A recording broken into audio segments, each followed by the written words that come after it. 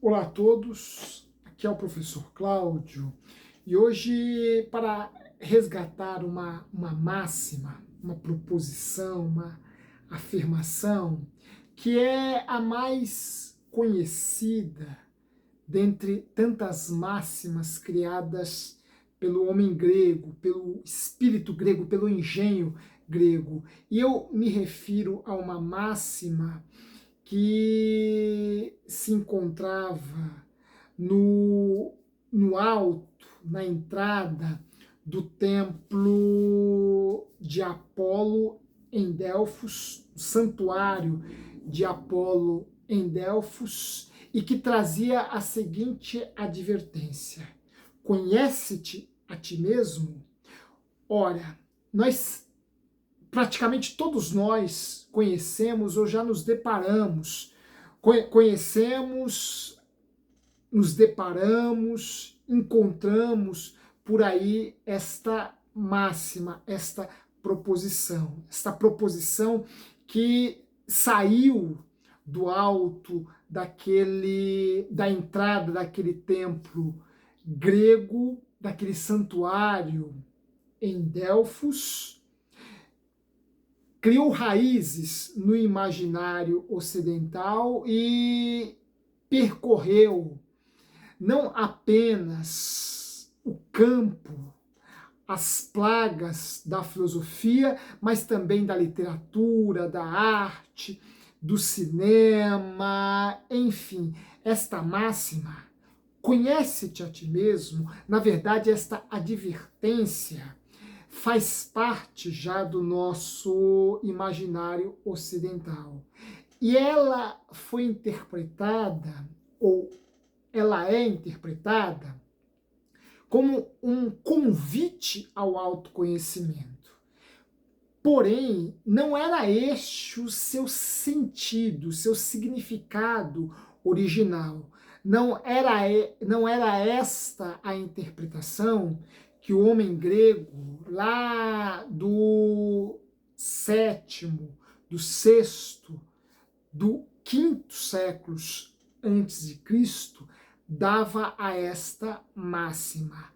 Ora, neste vídeo eu irei resgatar o significado original, primeiro, que este termo adquiriu dentre os seus criadores, os gregos, e procurarei contrastá-lo com o sentido que hoje nós damos a esta máxima e quais as lições que nós podemos abstrair delas. É sobre isso que eu falarei neste vídeo, mas antes de começar essa reflexão, eu queria te convidar a se inscrever em nosso canal, a nos ajudar na divulgação deste espaço. Este é um espaço por meio do qual nós divulgamos conhecimento. Nos ajude fazendo a sua inscrição, não deixando de dar aí o seu like, o seu joia, porque isso nos ajuda bastante, e não se esquecendo de compartilhar esse espaço com outras pessoas que, como nós, tenham desejo de construir conhecimento, de aprender conhecimento, de crescer por meio do saber, por meio da ciência, por meio da filosofia, por meio da arte. Nos ajude se inscrevendo neste espaço e compartilhando a outras tantas pessoas que queiram, juntamente conosco, aprender, conhecer, crescer. Nos ajude na divulgação deste espaço. Bem, como eu já havia antecipado, esta advertência, conhece-te a ti mesmo, é uma advertência que, segundo Pausanias, e isto antes de Platão, estava posta, colocada no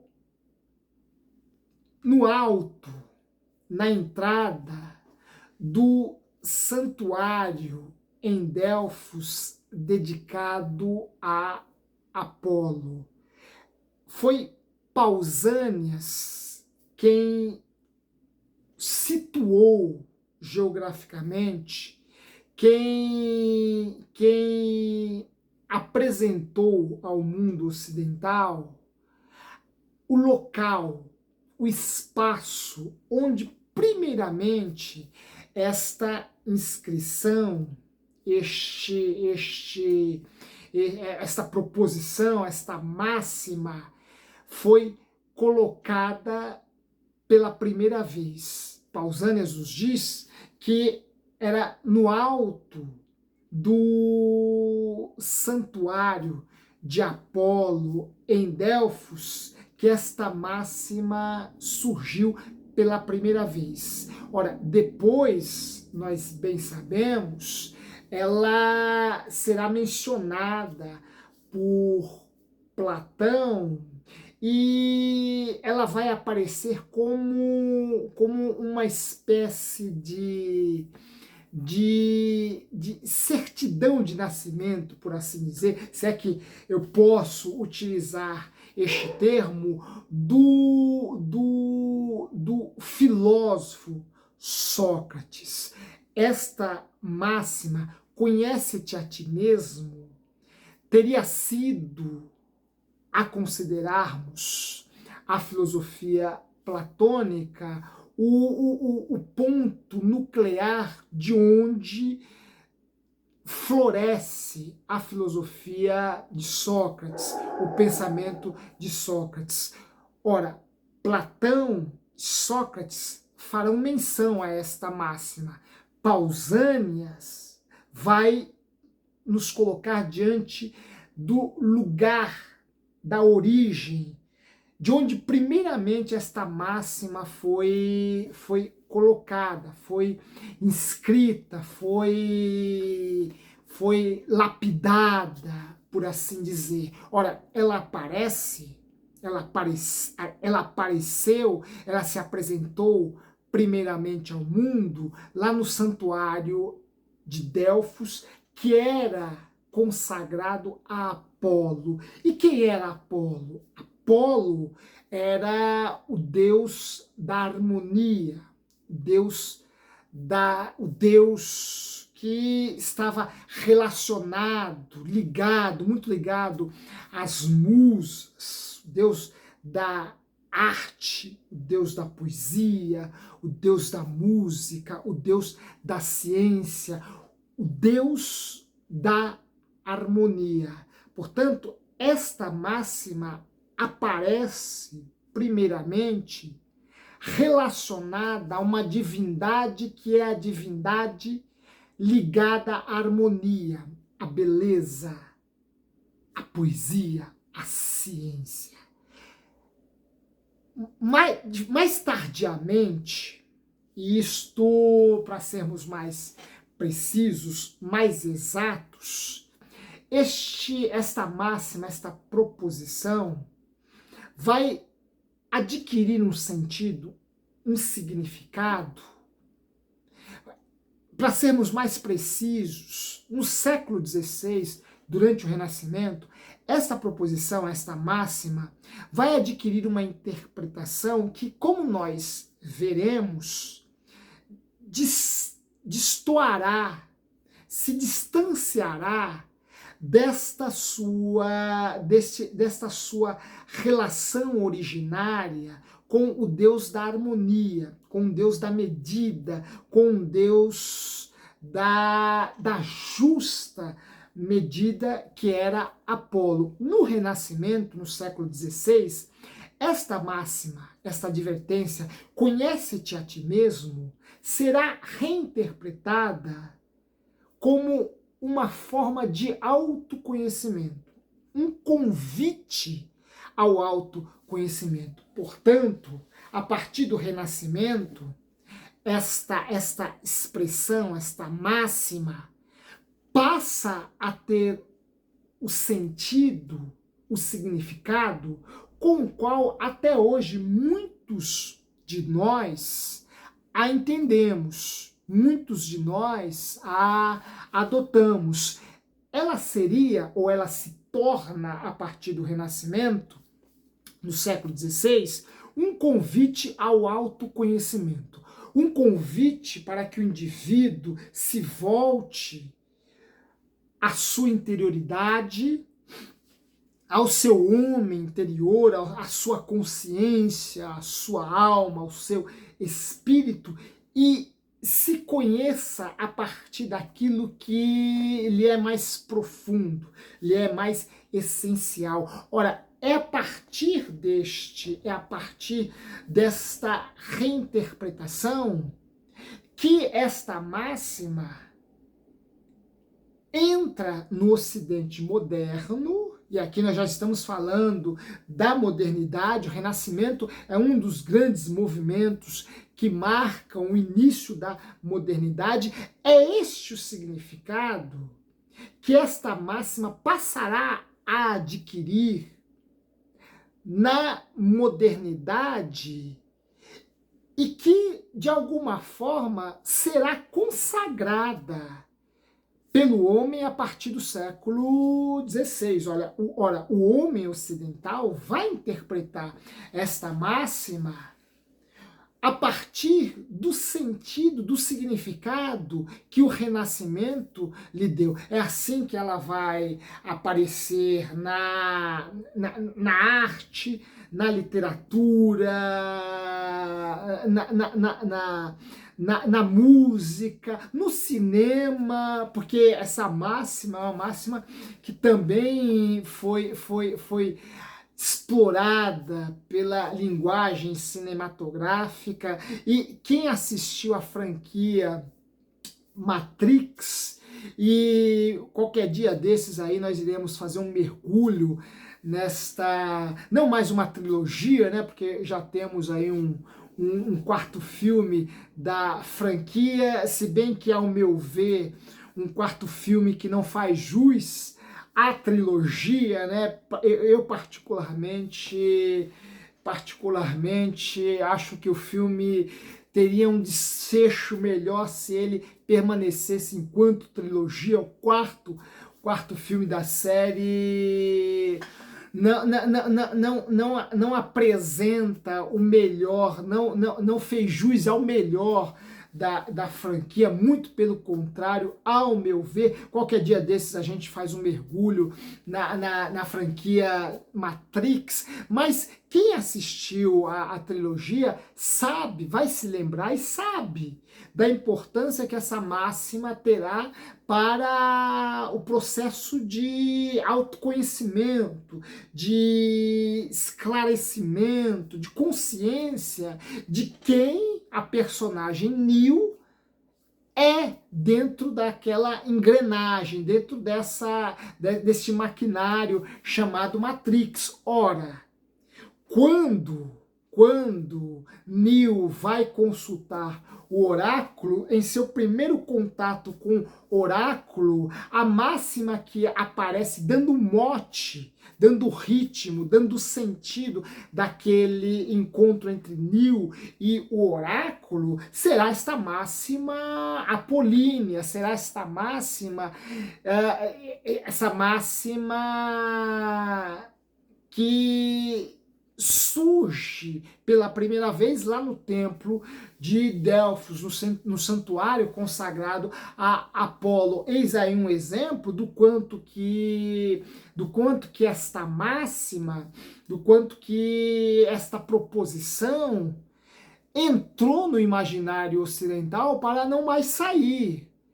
Porém, nós devemos contrastar este sentido que ela adquiriu em nosso imaginário ocidental e que, repito, foi dado, foi interpretado, foi reinterpretado e legado ao Ocidente moderno e contemporâneo a partir do Renascimento, e que dista muito do significado original da proposição. Porque, originalmente, esta máxima, tal qual o mundo a conheceu, tal qual ela nos foi apresentada pela primeira vez lá no santuário de Delfos, conforme nos diz Pausânias, ora, este significado praticamente se perdeu e um outro tomou o seu lugar, mas o seu sentido original tem uma considerável distância e um significado e uma diferença substancial em relação ao sentido que nós damos a esta proposição, a esta máxima. Vejam, a proposição, a advertência, a máxima, conhece-te a ti mesmo, aparece no frontão, no ponto alto da entrada de um santuário dedicado ao Deus da harmonia, ao Deus da justa medida, ao Deus do equilíbrio, Apolo. Porque quando eu me refiro à harmonia, quando eu me refiro à justa medida, quando eu me refiro a estes conceitos, eu estou me referindo a um estado de equilíbrio, a uma relação precisa entre as coisas, de tal forma que elas convivam de modo extremamente harmonioso, de modo extremamente sereno. Ora, esta máxima está ligada ao Deus da medida, da harmonia e do equilíbrio. E é a partir desta sua relação com Apolo que nós devemos buscar o sentido primevo, originário, primeiro desta proposição. E o que ela queria dizer? Qual era a advertência, qual o convite que ela fazia ao homem, ao grego do século VII, VI e V antes de Cristo? Ora, na verdade, o que ela se propunha a levar o homem grego a refletir orbitava em torno da necessidade que o indivíduo deveria ter acerca dos seus próprios limites, acerca de suas próprias possibilidades, capacidades, do papel que ele deveria ocupar na physis, na natureza. Ora, quando esta máxima se apresenta ao mundo em Delfos pela primeira vez, ela se apresenta como um convite que era feito ao indivíduo para que ele conhecesse os seus próprios limites. Ao dizer, homem, conhece-te a ti mesmo, esta máxima apolínea estava convidando o homem a conhecer os seus próprios limites, a conhecer a demarcação ou as demarcações do seu próprio ser, de sua própria existência. Pressupõe-se aqui que uma vez que o indivíduo ignorasse os seus próprios limites, ignorasse as fronteiras, por assim dizer, de seu ser, de sua existência, ele incorria no risco da prática do excesso, daquilo que excederia a fronteira, os limites do seu próprio ser.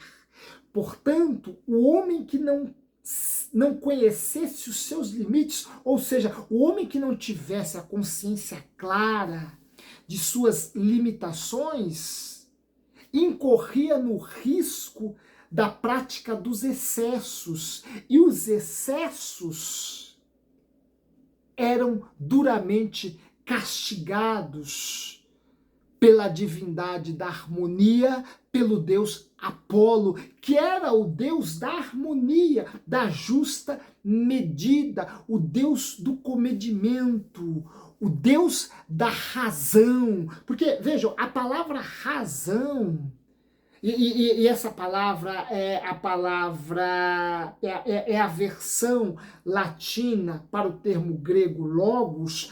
A palavra razão, a ratio, que é uma palavra de origem latina, nós a herdamos da cultura romana. A palavra razão significa mensurar, medir. Logo, o homem que não tinha a medida exata, precisa do seu próprio ser, ou seja, de suas próprias limitações, incorria no erro do excesso e, portanto, agiria de forma irracional, de forma a comprometer, melhor dizendo, né, com perdão da redundância, com perdão do trocadilho, o homem que não conhecesse as limitações de seu próprio ser, portanto, que não agisse racionalmente, incorreria no risco de se deformar existencialmente, de se deformar ontologicamente. Portanto, o conhecimento dos próprios limites, o conhecimento daquilo que define a medida exata do ser, levaria este homem a agir de forma racional. Portanto, as suas ações seriam ações harmoniosas ou ações belas. Já o excesso, a ação que decorria da extrapolação destes limites, era uma ação irracional e, portanto, uma ação que deformaria a existência do indivíduo, o ser do indivíduo.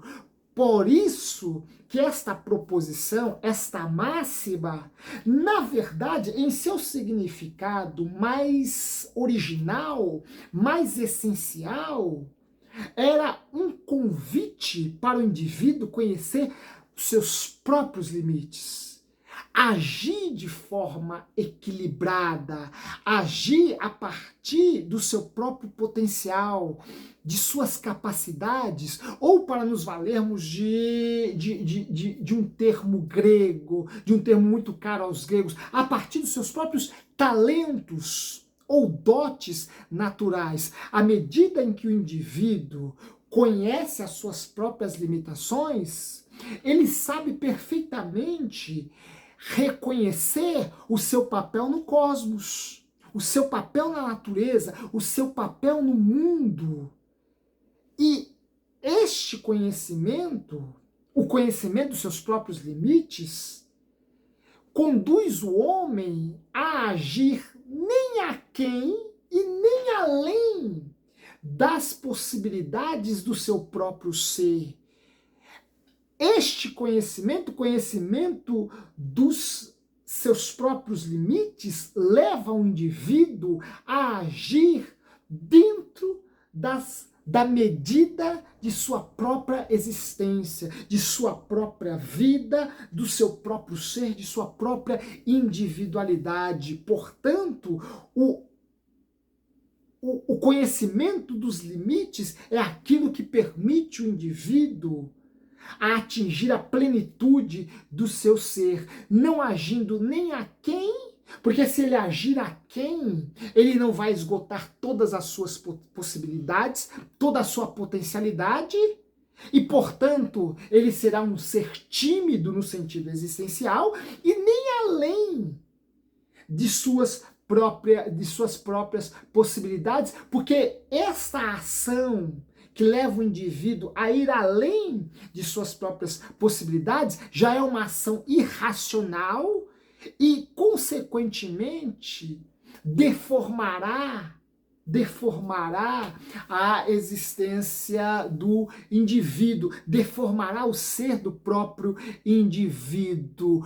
Por isso que esta máxima é um convite para que o homem haja a partir da medida exata, do equilíbrio do seu próprio ser e que não haja de forma excessiva, exagerada, deformando a sua existência, a sua vida, a sua individualidade, por assim dizer, a sua singularidade, por assim dizer. Esta máxima é um convite ao equilíbrio, a uma ação dentro de uma medida. E Aristóteles, aqui é um filósofo que cai como uma luva, porque ele, Aristóteles, principalmente em sua ética, vai nos fazer um convite, nos convencer acerca da importância de ações equilibradas, de ações que se pautam por uma medida justa e perfeita, ou seja, ações racionais. E Aristóteles nos dá o exemplo da luz, o exemplo do som. Ora, a luz é doce, a luz é bela, a luz é prazerosa. Entretanto, o excesso da luz faz mal aos olhos, basta ficarmos olhando para o sol. Portanto, a luz só é prazerosa se nós apreendê-la dentro de uma medida perfeita, dentro de uma ratio perfeita. O excesso da luz agride os olhos. Ora, o som, dentro de uma certa medida, nos causa prazer, nos causa um deleite estético, nos leva a degustarmos a beleza da música. Entretanto, este som, se for exagerado, se extrapolar os limites desta medida, ele se converterá num barulho, e o barulho não é agradável aos ouvidos, não é agradável aos tímpanos, não produz deleite à alma. Portanto, Aristóteles vai desenvolver de forma filosófica e ética aquilo que a máxima no templo de Delfos já nos convidava a fazer, a pensar, a agir, ou seja, a agir dentro de um estado de equilíbrio, uma ação que nem extrapole as nossas limitações e que nem fique aquém delas. Haja vista que só é racional aquilo que fazemos a partir de nossa própria capacidade. Ora, por que é importante resgatarmos esse sentido original do termo? Porque o significado que ele adquiriu durante o Renascimento e que hoje é proclamado e apregoado aos quatro ventos Ao contrário de levar o indivíduo a agir dentro de suas próprias limitações, se tornou um mote justamente para o exagero, para o excesso, para a prática de ações que partem do pressuposto de que todo indivíduo tem capacidades infinitas, potenciais infinitos, e que existem em todo homem, em todo indivíduo, e que cabe a este indivíduo simplesmente explorar toda essa capacidade, todas essas potencialidades infinitas. Ora, este é o discurso adotado por muitos coaches que por aí existem, muita gente ligada a esses movimentos de autoajuda, muita gente que produz literatura de autoajuda, se é que é possível chamar isso de literatura, mas aqui eu faço um uso livre do termo, né? O uso do termo sem o rigor do seu sentido mais técnico. Muita gente que produz literatura de autoajuda que distorce esta máxima apolínea, proclama uma capacidade individual, uma possibilidade individual que é infinita, como se todos os homens fossem capazes das mesmas proezas e dos mesmos prodígios, pois todos eles possuem capacidades infinitas. Ora, este é o excesso, este é o exagero, este é o discurso que em vez de levar o indivíduo à plenitude do seu próprio ser, o leva à deformidade do seu próprio ser. Porque o indivíduo ingênuo, incauto,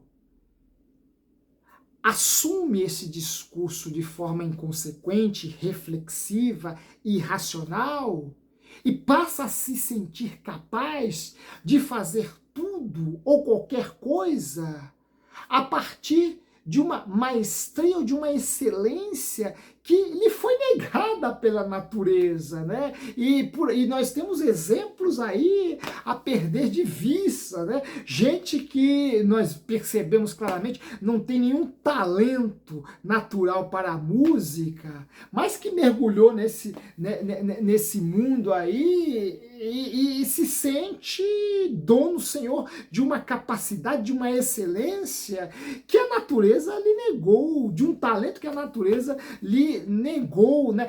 Gente na política que se julga nas condições de gerir sobre a coisa pública como se fosse o indivíduo mais preparado para aquilo, o mais talentoso para aquilo, quando nós vemos diariamente o quanto que este indivíduo não está no lugar certo, no ponto certo, desempenhando o papel certo que a natureza lhe ofertou. Né? Vejam aí o futebol, por exemplo, né?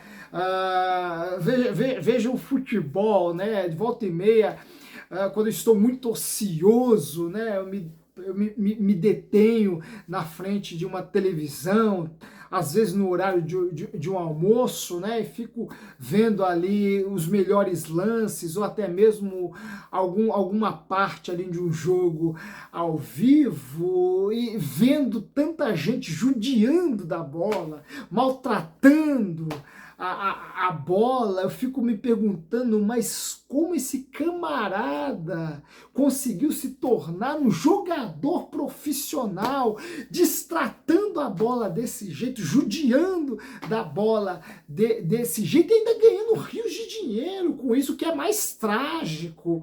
Ora, eu estou dando exemplos trazido exemplos a partir do futebol, da política, da música, mas nós poderíamos elencar exemplos aqui nas mais diversas áreas de gente, de pessoas que estão desempenhando determinados papéis sem um mínimo grau de excelência, de qualidade, de perfeição. Gente que faz, mas que nós, que de fora ou distantemente, observamos com filtro de racionalidade, de análise, nos convencemos do quanto que aquela praia não é a praia daquela pessoa, não é a área dela, não é o papel dela. Ora, a natureza talvez lhe reservar um outro papel que ela precisa descobrir. Daí a necessidade do indivíduo conhecer os seus próprios limites, porque à medida em que ele conhece os seus próprios limites, ele também conhece o papel que a natureza lhe reservou, que a natureza lhe legou. Portanto, o que nós vemos, isso aí nas mais diversas áreas, são indivíduos fazendo e agindo desprovidos de qualquer talento, de qualquer excelência, produzindo obras, entre aspas, desprovidas de qualquer qualidade, de qualquer beleza, de algo que nega, de algo que não promove a quem o acompanha, a quem o assiste, a quem o ouve, a quem lhe acompanha, o mínimo deleite possível. Ora, são indivíduos que se julgam capazes de fazer aquilo que a natureza lhes negou. Gente que se julga capaz de fazer algo que não tem talento para tanto, que não tem talento para isso e, consequentemente, acaba produzindo, gerando, agindo, criando coisas extremamente desprovidas de beleza, de racionalidade, de perfeição, de excelência, que em vez de produzir deleite, acaba produzindo mais decepção e desgosto por parte daqueles que o acompanham e que buscam um mínimo de qualidade em sua ação, em suas obras, no papel que eles assumiram para si. Ora, quando eu busco qualidade numa música e não encontro, num artista musical e não encontro, eu me questiono acerca do talento que aquele indivíduo tem ou não para a música. Quando eu busco uma certa qualidade num jogador de futebol ou em qualquer outro esporte e não encontro, eu passo a julgar o talento ou não que aquele jogador supostamente possui. Quando eu busco num político a qualidade que eu espero encontrar num homem de ação pública, de gestão pública, e não encontro, eu passo a julgar o talento ou não que aquele indivíduo tem para aquela esfera pública, para aquela gestão pública, para aquela gestão política. Isso nós podemos estender a todas as áreas. Quando buscamos qualidade em determinados indivíduos e não a encontramos, nós passamos a julgar o talento ou não destes indivíduos. E a partir daí, concluímos se eles estão ou não agindo dentro da esfera de suas próprias limitações, de sua própria capacidade. Ora, é este o sentido que a máxima conhece-te a ti mesmo quis nos ensinar, quis nos legar a necessidade que temos de conhecer os nossos limites e, a partir daí, buscarmos a plenitude do nosso ser. E quando conhecemos os nossos limites e agimos a partir deles, e agimos a partir dessas limitações, nós estamos isentos de não nos decepcionarmos, de não nos frustrarmos, porque uma das causas da frustração se dá quando o indivíduo cria expectativas muito elevadas que ele não é capaz de concretizar, que ele não é capaz de realizar, que ele não é capaz de efetivar. Quando o indivíduo idealiza para si uma existência que a sua potencialidade não lhe permitirá concretizar. Consequentemente, teremos aqui um indivíduo frustrado, um indivíduo decepcionado, um indivíduo infeliz. Por isso que a felicidade está na justa medida. Eu só sou feliz a partir do conhecimento de minhas próprias limitações e de uma existência que se desdobra, que se desenvolve e que floresce a partir dessas limitações. Para além delas, só a frustração. Para além delas, o excesso irracional. Para além delas, a infelicidade e, consequentemente, a depressão e, consequentemente, as doenças neurais, a frustração consequentemente, tantas outras consequências advindas a partir disso. Em determinados casos mais extremos, até mesmo a prática do suicídio. Portanto, em vez de aderirmos a esses discursos que por aí andam, iludindo-nos, dizendo-nos que o céu é o limite, procuremos reconhecer os nossos limites. O limite que eu identifico não da terra para o céu, mas do meu entendimento para todas as demais partes do meu corpo, para a minha interioridade, porque só assim eu serei capaz de ter um retrato perfeito do meu ser, das minhas possibilidades, da minha capacidade e construir toda a minha existência a partir dela.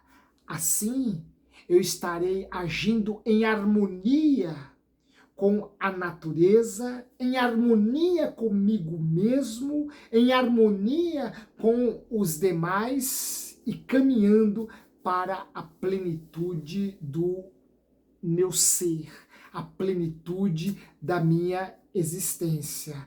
Ora, nem aquém, nem além do meu potencial, mas vivendo ou explorando, ou cultivando, ou agindo a partir da plenitude da minha potencialidade, da minha capacidade, das minhas limitações. Este é um bom caminho para encontrarmos a vida feliz. Um forte abraço e até a próxima. Se você gostou, não deixe de deixar o seu joinha aí, fazer comentários acerca desta reflexão e em breve nos reencontraremos aqui novamente. Forte abraço e até lá.